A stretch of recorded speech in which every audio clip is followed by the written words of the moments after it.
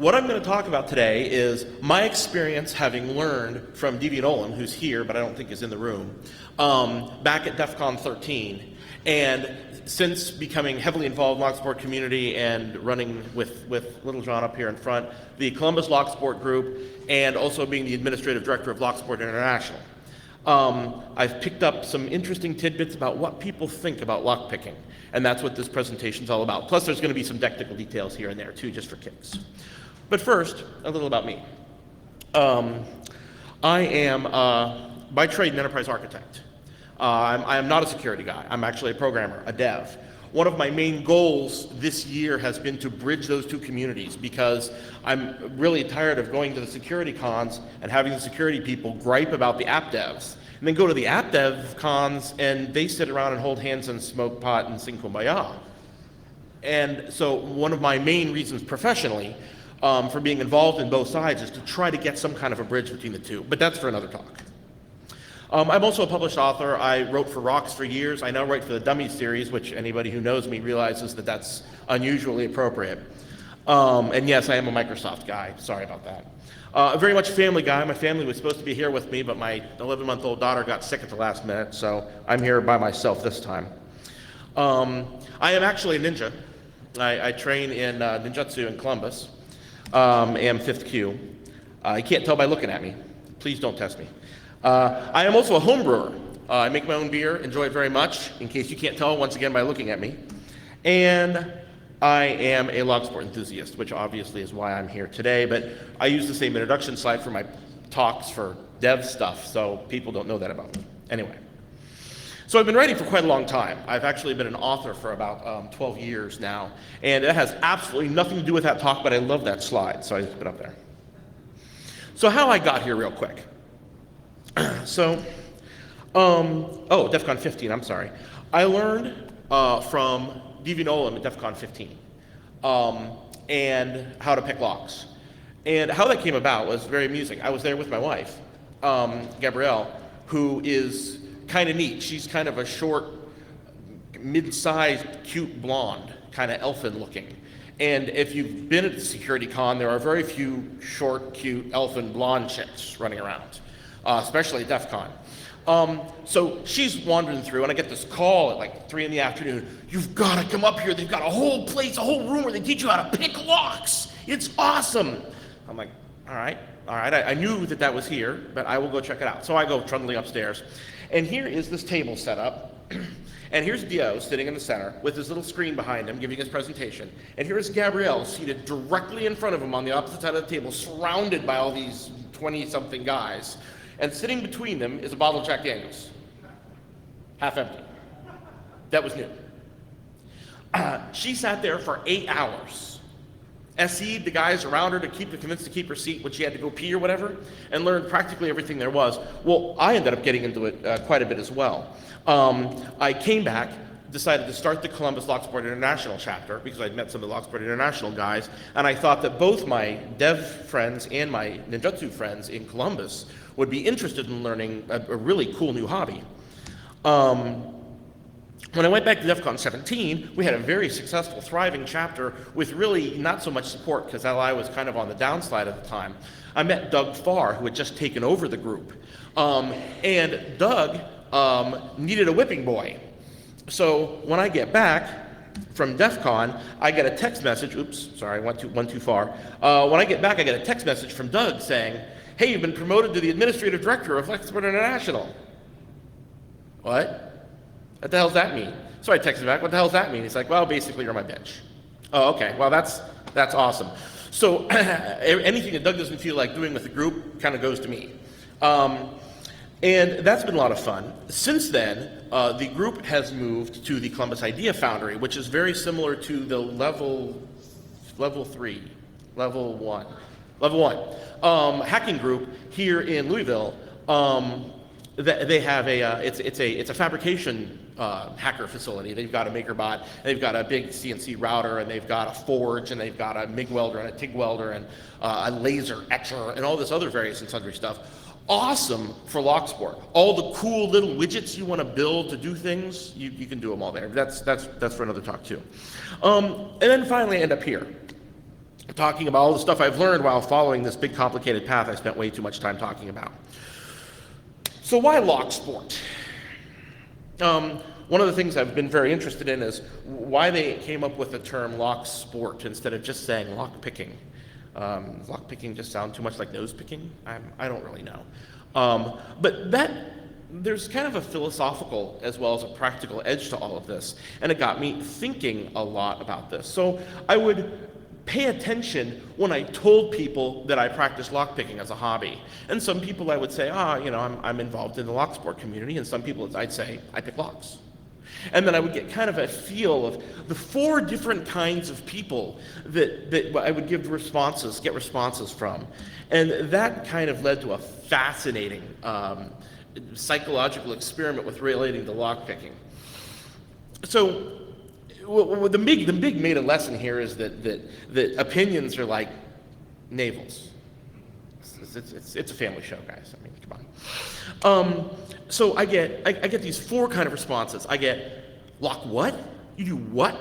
You do what for a hobby? And then I get the picking locks is for criminals. Well, no, not really so much, but that's neither here. And then I get lockpicking is serious business. You shouldn't be screwing around with by calling it sport. Oh, okay. Hey, I think I'm supposed to be hitting my button when I say these. Yes, there we go. I'm sorry, I thought that was automatic.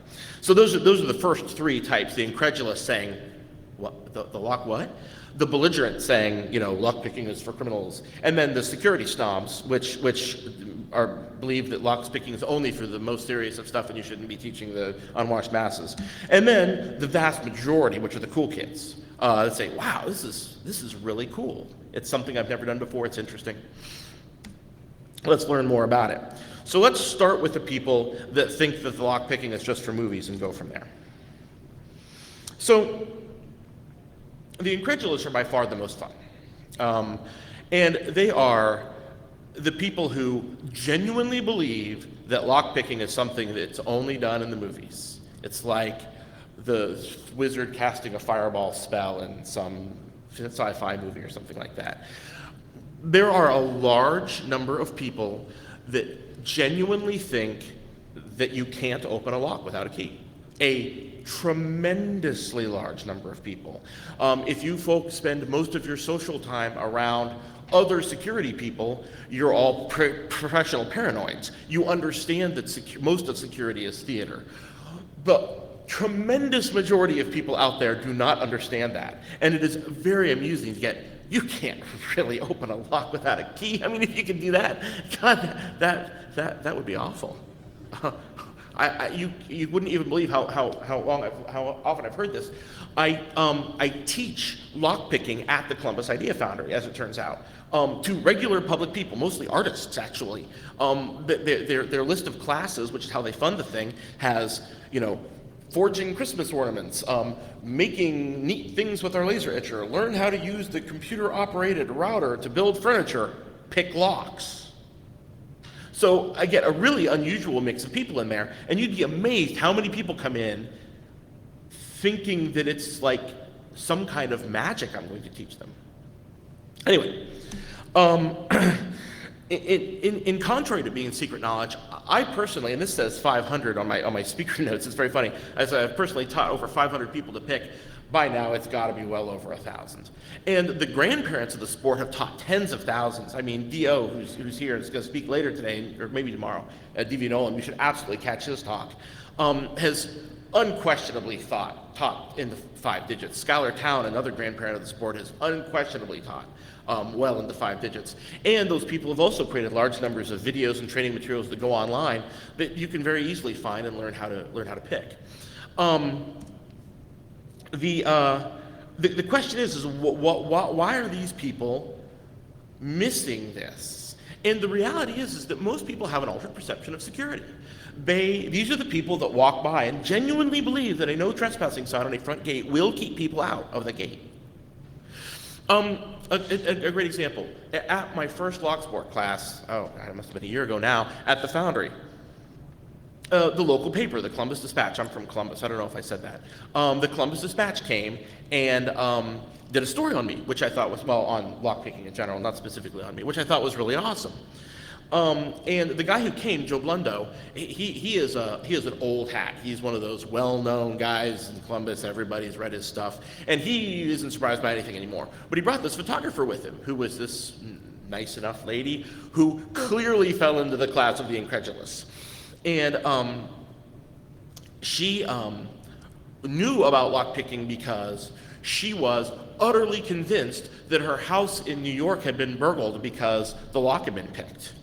There wasn't a chance in hell that she left it unlocked, perchance, or that somebody slipped the lock, or that somebody got in through a window. She was completely convinced that someone had picked the lock with some kind of magical knowledge, not realizing that there is the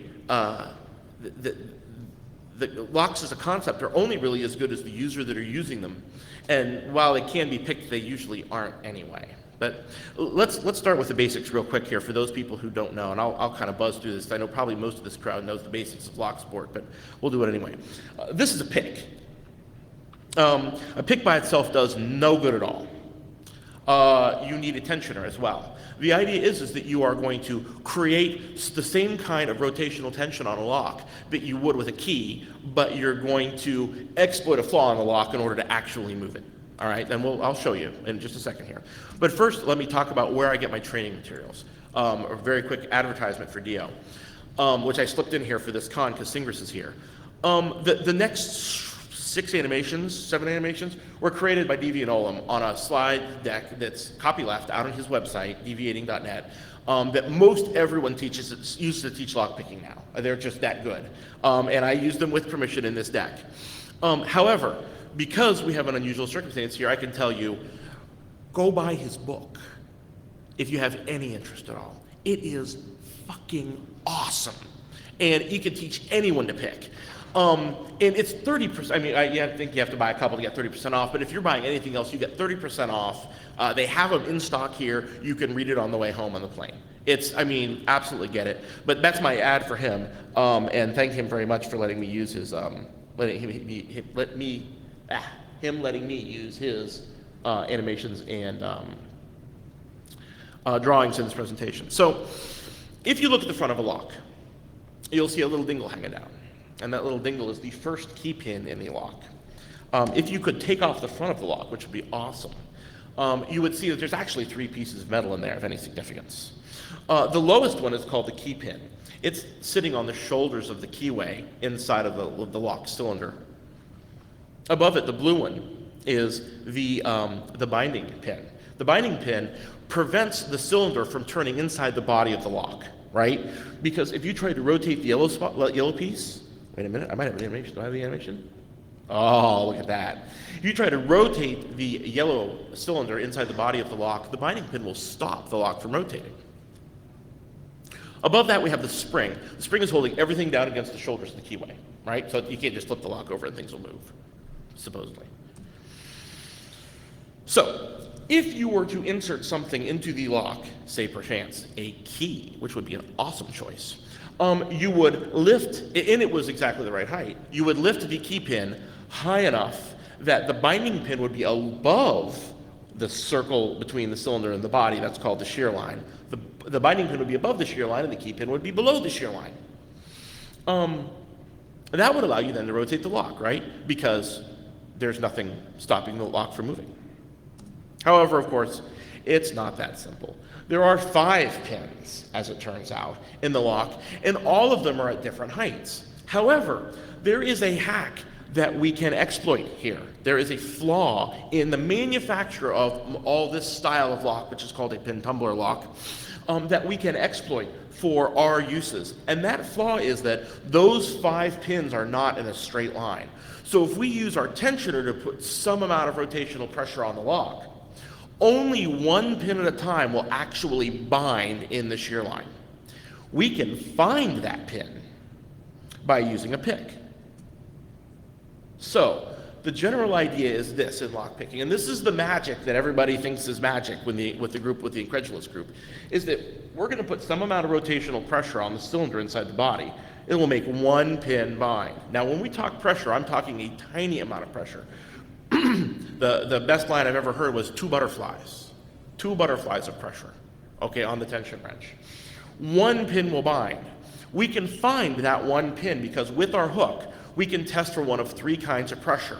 One will clearly be bound up. It will be hard to push. One will be springy, okay? It's clearing all the way up through the spring. And the third will be loose. Obviously, that binding pin is already above the shear line, and now there's air between the key pin and the binding pin. Once we have found all 5 binding pins, which will go in some order, we can then turn the lock and it will come open.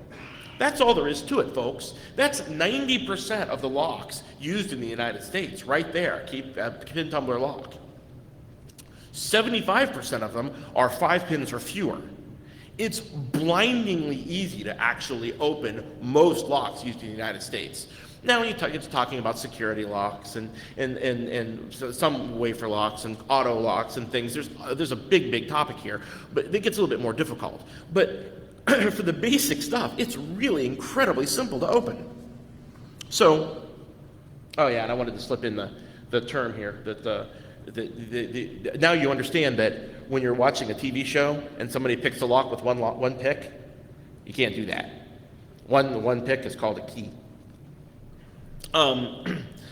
So yeah, by the way, that image, that image came from a locksmith site, just for the record. When I was researching for this and reading locksmith sites, this picture was actually on the locksmith site. So I didn't put the locksmith's name up there, even though I borrowed their image, because, I mean, come on. Okay, so let's talk about the second group, the belligerent. The belligerent are those people who think that I'm training everybody to be a burglar, and that when somebody breaks into their house, they are gonna sue, goddammit, because it must be me who did it. And yes, there are those people out there. This, by the way, is a picture of the aforementioned Schuyler Towne, the current pretty face of the locksport movement. He recently had an interview on the BBC. No, I'm not kidding. You can go to the BBC website and search for Schuyler Towne, and you will find him. It was awesome. He is the face of locksport right this moment.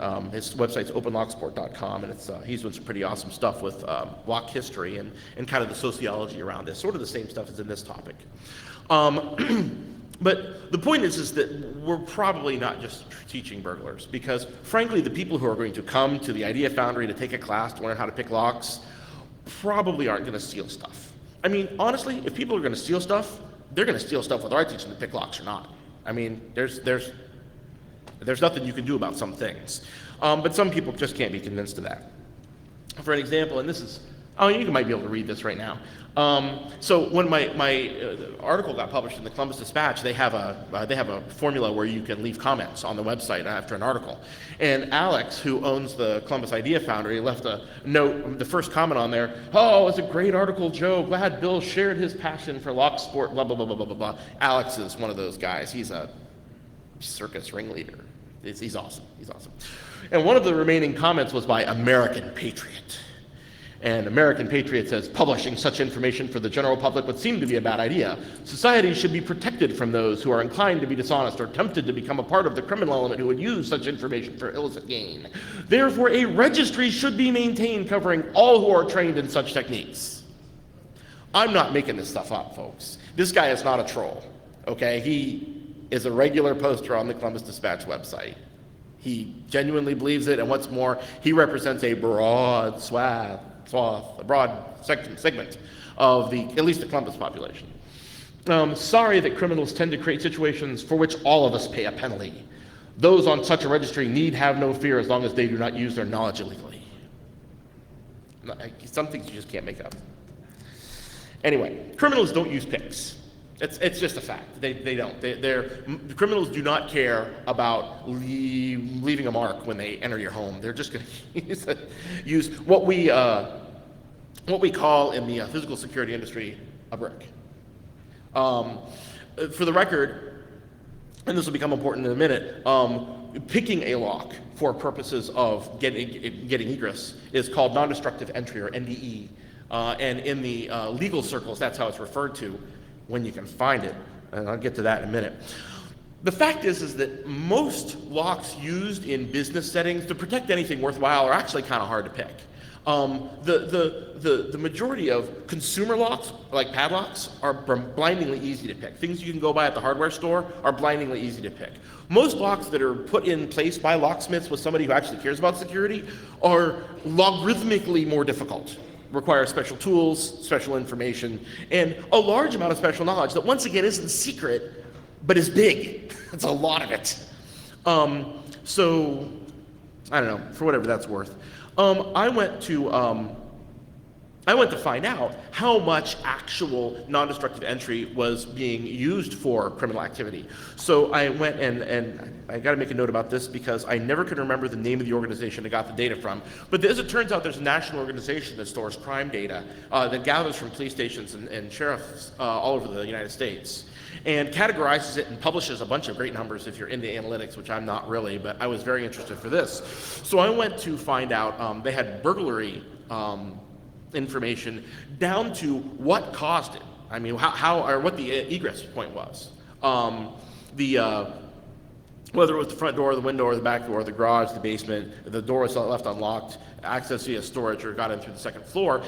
And I noticed that non-destructive entry isn't actually listed as a category of something, because clearly somebody could get in through the second door window or the back door storage or something. It's not necessarily it doesn't add up to 100%. Let's put it that way.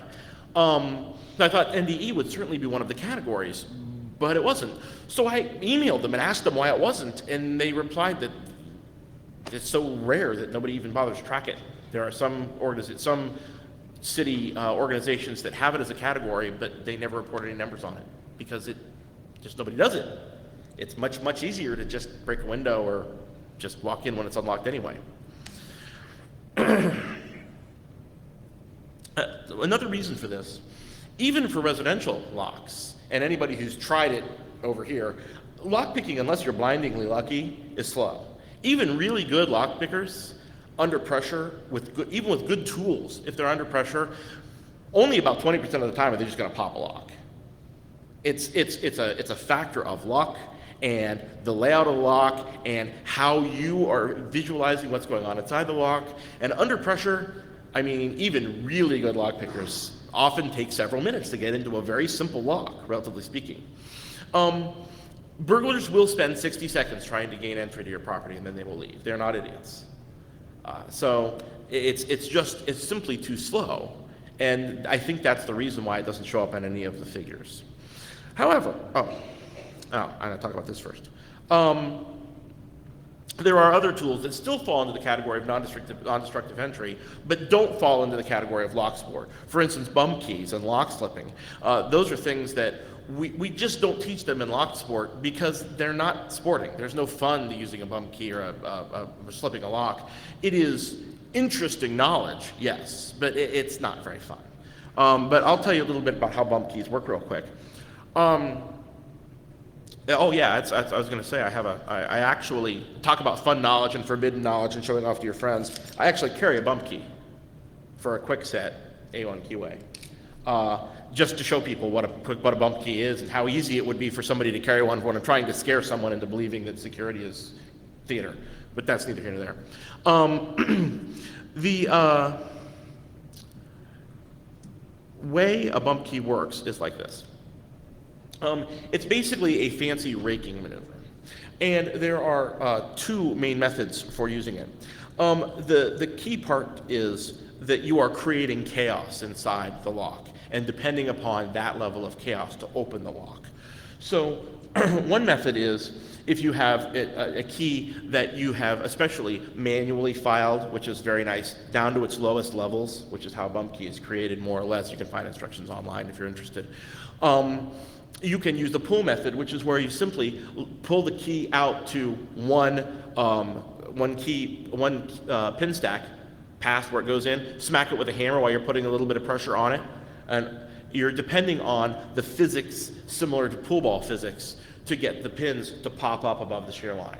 I don't know if you've ever seen the pull shot, and there's actually a great image in Deviant's deck where if you get two pool balls actually touching, You can depend on being able to hit the first one with your cue ball and move the second one without moving the first one. Exactly the same physics apply here. There's probably an actual principle to that. I should get the name of that one of these days. If you have a professionally milled key where the tip has been milled off and the shoulder has been shortened, you can use the push method, which is where you can just set the key in normally and depend on the foreshortened key length to do exactly the same methodology. The problem with bump keys is you got to have the key. Once again, majority of residential locks use one keyway. There are a couple out there, but frankly, they're not used very heavily. So you can carry maybe 2 or 3 keys and be able to get into any residential property you want to. But businesses and anybody who cares about security, even that one next step up, there's a tremendous number of keys. And you have to have a key that fits the lock in order to cut it into a bump key. Anybody have a key at work that says do not duplicate? The reason they don't want you to duplicate them is because the key blanks are actually protected by the manufacturers often.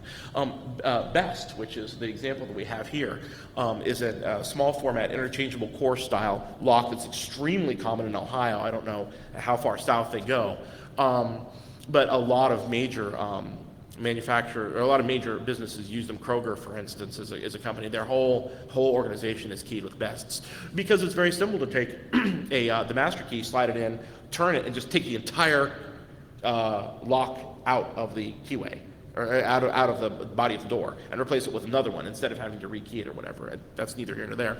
The point is, Best uses 16 keyways, and they actually do rotate through them. And you can't just go to eBay and buy a Best blank. It's just, they protect them too well. You have to go through locksmith to get it. Now, is that to say that no one is carrying 16 Bests? I guarantee that's not the case because I have them. So if I have them, anyone can get them because I'm not that smart.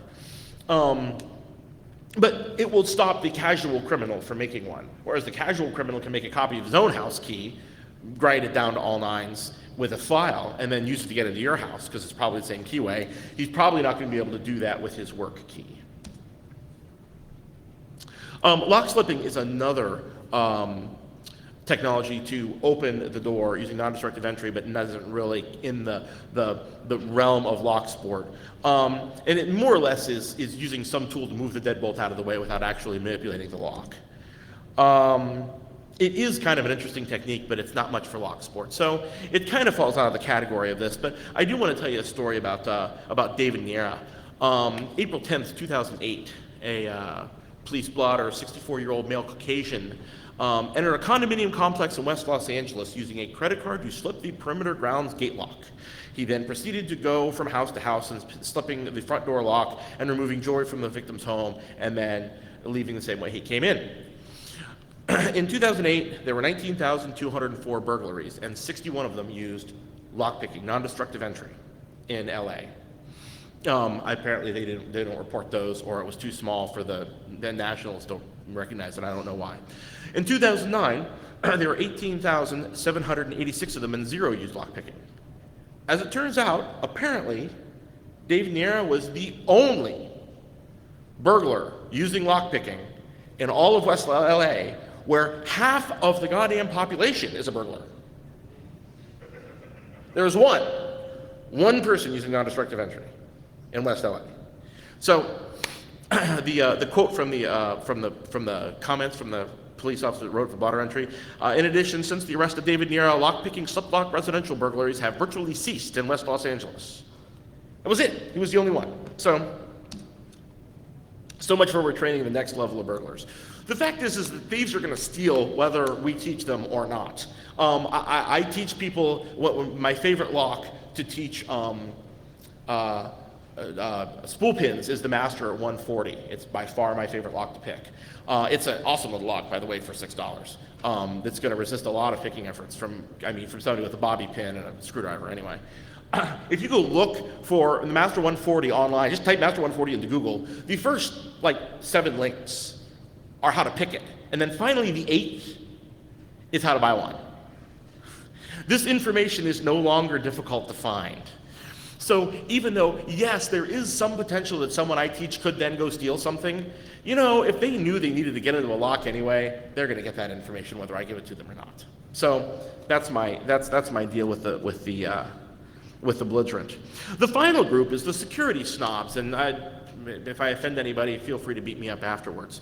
As it turns out, the CISSP added a clause for physical security in the test in '95 or sometime. And suddenly it was kind of hip to learn how to pick locks. And that's sort of what drew a lot of this into the security community, this lockpicking, this separate lockpicking physical security stuff into the InfoSec community, was this change in the CISSP exam. So every InfoSec guy in the world suddenly used it as an excuse to carry picks. And why not, right? It's fun and interesting. Do you need to actually learn to pick to be a security pro? No, you don't. But is it fun and interesting and forbidden knowledge and worth learning? Hell yes, it is. So everyone wanted to learn how to pick. Locksport villages turned up everywhere, all the security conferences. When you think about training for the CISSP, you think about the nice classroom, and when you actually get there, this is what you get, is the Locksport village. This was at B-Sides Cleveland, by the way. This was the Locksport village. We called it the Locksport Tiki Hut. So there's legitimate users of lockpicking, and those people are, by and large, locksmiths and police, military, red team members, security, landlords, and recovery organizations. And those people do largely have a kind of a hold on the world of lockpicking as far as legitimate uses are concerned. Some of those people do fall into the categories that are met by this conference. I mean, red team members legitimately often show how easy it is to get into a phone cabinet by taking out their lockpicks and opening it. I mean, the fact is that most phone cabinets are locked by these simple wafer locks, and they're very easy to get into. But they run into the same problem as anybody else, which is time. The same problem the burglars had.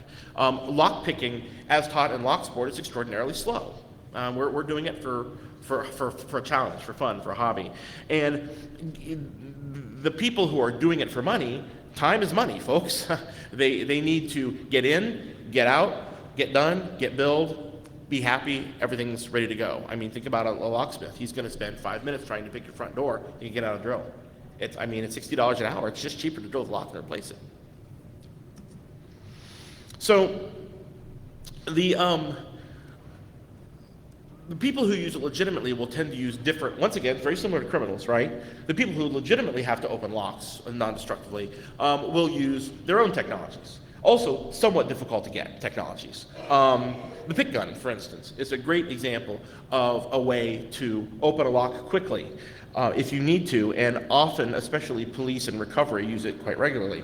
The way a pick gun works, and again, thanks to Deviant for the animations, is exactly the same way a bump key works. It's using that same physical principle as the pool balls and creating some level of chaos inside the lock. It is basically a rake. It does require a tensioner, which isn't in the image.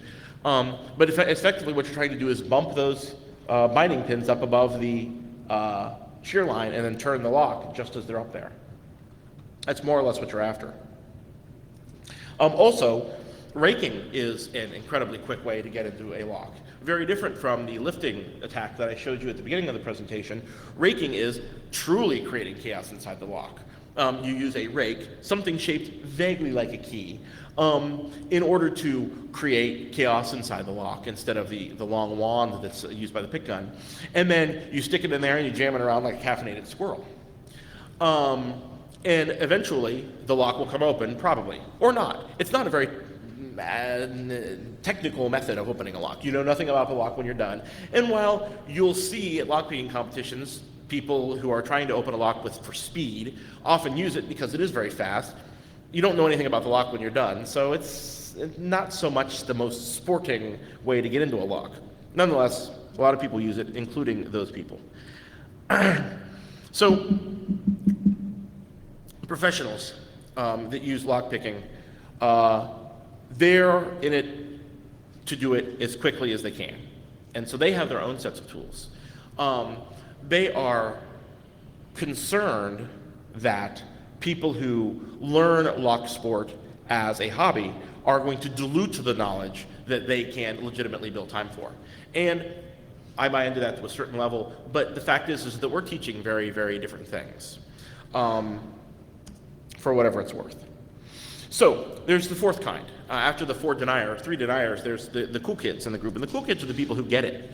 These are the people that say, hey, you know, this is kind of interesting. My line is always, I compare it to doing a Rubik's Cube in the dark. It's a fascinating mental and physical puzzle that you can do anytime, anywhere. If you spend a lot of time thinking about code or watching logs scroll by, it's an awesome hobby that you can sit and keep a couple locks on your monitor and carry your picks with you if you've got a worthwhile case, and then keep your hands occupied with something legal and safe for the workplace. So, how are we not teaching burglary? Well, we're teaching the base exploit, not how to use the scripts. Okay? We're teaching how to individually access a lock with a lifter, decoding, the direct method, rather than the tools that people have created to make the exploit easier to access, right? To equate it to the security industry. We are non-destructively accessing locks, unmounted locks, as compared to a burglar who is usually destructively accessing locks that are mounted, usually to your front door. We're hobby pickers. We get a group of guys that get together, guys and girls, just as many of either. Actually, my experience has been that women are much better pickers. That's been my experience. I've taught hundreds and hundreds, and by far, the women outpick the guys every time. I think it's about lighter touch. I don't know. But I mean, every guy I know who has trouble picking is because they're heavy-handed. They either overlift the pins or they put too much pressure on the tensioner, one of the two. Women never have that problem. I don't know, for what it's worth. Locksport is also all about competition, which is different from, obviously, what the professionals and the criminals do. Here's a picture of our own little John here with his miraculously, fantastically constructed Connect 4 board, which is a tremendous amount of fun. The basic idea is we had teams of 3 working on a pile of padlocks. And when it was your turn, you had 2 minutes. Your team had to open at least one padlock. Then you could put a chip up on the board. And your idea, of course, was to get 4 in a row. And it is a hoot to do that. It's a lot of fun. You learn a lot about picking under pressure, specifically that you can open pretty much any damn padlock you want to, whether you're under pressure or not, is what we largely learned. But that's neither here nor there.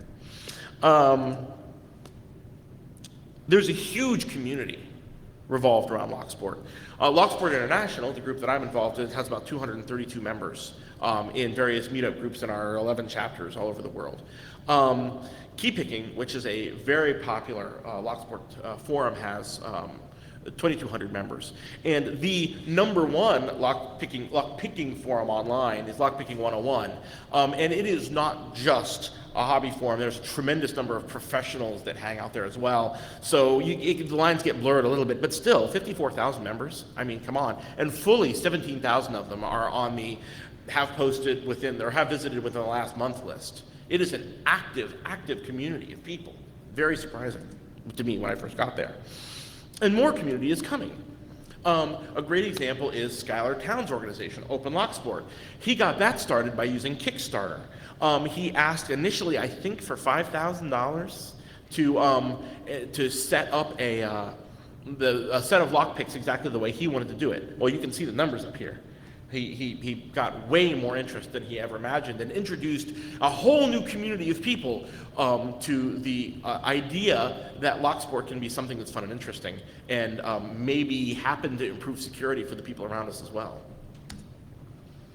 Locksport International is a group that back in the spring of 2005, a hacker by the name of Josh Neckrep, and a couple of other guys who were working on lockpicking101.com decided to start an actual club with a charter with a group to bring enthusiasts together into local groups that had some kind of an international backing. There were a couple other large groups at the time, like Tool in the Netherlands and SSDev and stuff like that, but there was no broad-based sporting club. Most of the people that were involved in lockpicking were involved in it from the research perspective, not so much from the others. So the idea was that it would be better for people to create local lockpicking clubs so that you can do hands-on teaching, and then have some kind of a hierarchy among the chapter presidents so that the information can be shared. And these are a couple of the pictures of the guys that are involved in it, with the exception of course, myself. We have some illustrious folk involved, and I'm very glad to be involved in that group. And one of the core things that we do, when I remember to teach them, is have a pretty stringent set of ethical rules, which you say, yeah, rules are just rules, though. It's just something else for somebody to break. Yes, that's true, but you'd be surprised how simple it is to say to somebody, don't pick a lock you don't own. You could screw it up, and as it turns out, opening a door and walking into someplace is against the goddamn law. So please don't do it. And people go, oh yeah, okay, all right, that makes sense. Now, does that mean they're not going to do it? No, but at least you've set some kind of a baseline of what the ethical standards are. If somebody breaks it, somebody breaks it. There's nothing you can do, but at least a baseline has been set. Some understanding has been set, just like in the firearm movement, you know, firearm community. It's understood that you're not going to go shoot people. Don't do that. It's a bad idea. Same thing's true in the locksport world. We also require people to abide by local laws. You can't start a chapter in some place where there's laws against maintaining picks, which, boy, I really hope there isn't in Kentucky. We also make it very clear that we are not locksmiths. I personally recommend to all of you not to open locks for friends. There's always the classic, your buddy calls and says, hey, I'm locked out of my apartment, can you come let me in? You think, actually, you're thinking to yourself, isn't that your girlfriend's apartment? And weren't you guys fighting yesterday? And you don't really know what's going on. So I just tell people, no, I don't have my picks with me. I can't open it, or I'm just not going to, or whatever. That's the easiest way to go about things. And yes, even though at the beginning I said sharing of information is good, yada, yada, yada, I personally make a concerted effort not to teach punks how to open lockers. I mean, there's no reason to make life more difficult on the people who are trying to run schools and universities.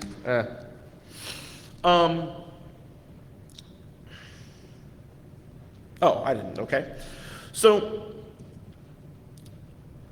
ostensibly Locksport International is about competition. Oh, okay, well, goodness gracious. And because of that, Locksport is kind of a sport in that way, right? You're sitting, it's an actual legitimate timed event that you are sitting and doing. And here's a couple of pictures of a couple of the things that we do. There's Skylar and Doug Farr doing Lockpick Wizard at DEF CON last year. That's an awesome video you should look up. But really, what we're really about is getting together with friends and drinking beer and just screwing around with people, you know, trying to get locked faster than your buddy, seeing what you can do that other people can't do, sharing interesting knowledge, and have a good time with new friends. Do we do a little bit of security research? Do we happen to teach people how insecure they really are? Try to lower the curtain on security theater a little bit? Yeah, sure, we do some of that, but really it's about having a good time. So, is Locksport a sport? We as a security community kind of get to define this. We're the front end of what's becoming a very public-facing thing. I mean, there have been, go type Locksport into Google. There have been a lot of articles and a lot of mainstream publications, a lot of newspaper reporters, a lot of film crews out to see things. We can show that this is something that's worth doing. And that's a worthwhile charter, if you ask me. I mean, I'm not looking for Locksport to go to the 2020 Olympics or anything here, folks. I'm just trying to teach some interesting knowledge and have a good time. And this is an awesome way to do it. It doesn't take a lot of space or money or anything like that. So here's my information. If anybody wants more about Locksport, I've got a couple of cards here. As well, you can feel free to just shout at me in the hall. I'll be here for the rest of the con. And thank you very much for coming out. Hope to see you later on time.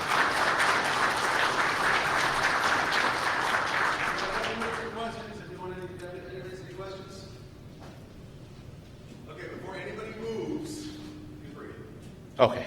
There's a party tonight. Oh. 10 to 2. 10 to 2. There's an important fact